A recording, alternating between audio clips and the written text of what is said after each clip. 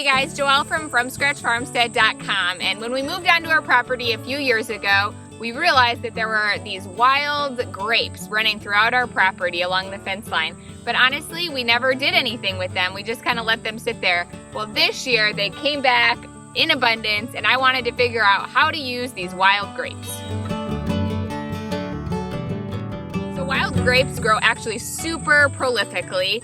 They like to crawl and to spread out, and so you'll often find them climbing on like vines or on fences. They grew here along our barbed wire fence, or you'll see them climbing up on trees, and they're a perennial, so they come back every year, and they just grow like crazy. They are also extremely super nutrient dense, and so things that are darker in color, we like to specifically grow things and look for things that are really dark in the color. And so these wild grapes will start green, and then by September they'll start turning this really deep blue, almost black, dark purple color. And so that means they're super rich in these phytonutrients, these antioxidants, these really health promoting, cancer fighting things. These wild grapes are super good for you, super healthy, and really because they grow so abundantly, they're easy to harvest. I usually just bring out a pair of like kitchen shears or something and just snip off a bunch and collect them in a big old box.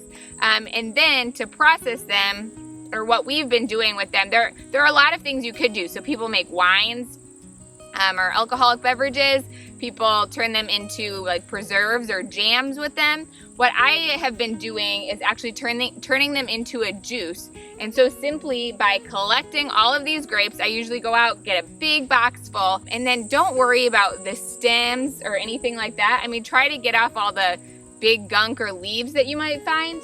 But you can go ahead and wash them, and then I actually just leave all of those stems on there and put them in a big stock pot, and then put them in a big stock pot with a little bit of water. I don't measure, usually maybe like a half a cup or just a little bit at the bottom, and then put it on your stove, and you're gonna heat them up and then bring it to a simmer, and you're just gonna let those grapes cook down. So they're gonna release all of their juices, and I like to let them simmer for a couple of hours. Just get all those juices out there, and then after that you're gonna strain off all that stuff that you don't want. So all those stems, all those seeds and the peels and everything that is kind of remaining, you're gonna wanna strain all of that off to just get your juice. And so you can actually take all the stuff that's remaining, the stems and the seeds and the skins, and you can use that to make vinegar. Actually, it turns into like a red wine vinegar. I can link below in the description box to a recipe to make your own red wine vinegar from the kind of remaining parts. But then you can take your juice, and there are so many ways you can use it. So I have a friend who likes to add it to her water kefir to make like a kefir soda, like a grape kefir soda. Or we've been making these really delicious fruit juice gummies out of them. So just adding grape juice with some gelatin and a little bit of honey makes these delicious kind of alternative to fruit snacks or fruit gummies that are a favorite snack in our house. Or you can also just preserve the juice to use all winter long. So we've been canning or freezing a lot of this juice.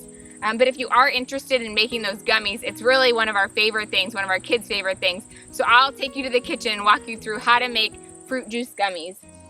So making fruit juice gummies is super simple. All it requires is 3 basic ingredients. You need your fruit juice, some sort of sweetener. So we're using honey or maple syrup is usually what we do, and then gelatin.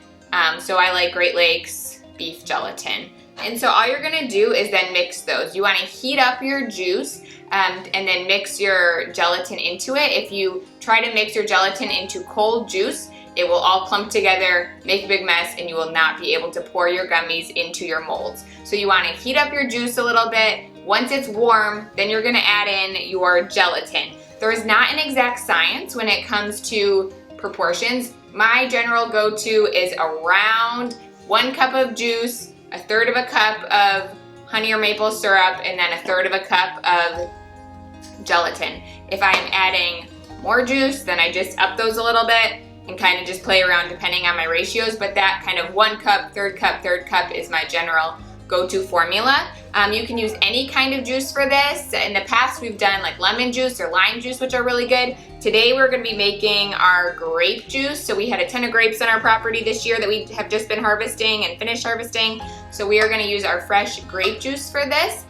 but any juice will work. And then all you're gonna do is, I need to add. So right now I have my grape juice and my gelatin in there. I'm gonna add my honey.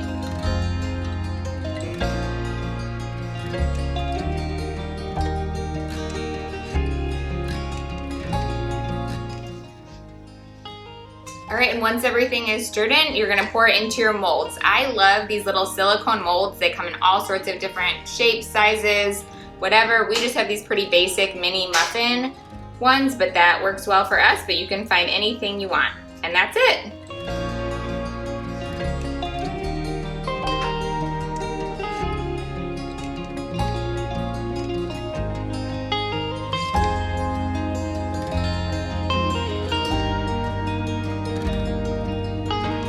All right, once everything's poured, you're just gonna pop it in the fridge for about an hour. Then you should be able to take them out and you are ready to go for a super quick snack or dessert or whatever you want. So if you have a good source of wild grapes and you're wondering how to put them to use or what to do with them, yeah, we hope that you'll harvest them and put them to use. It's been so fun for us this year to do that. So thanks so much for stopping by the farmstead, and we'll see you next time.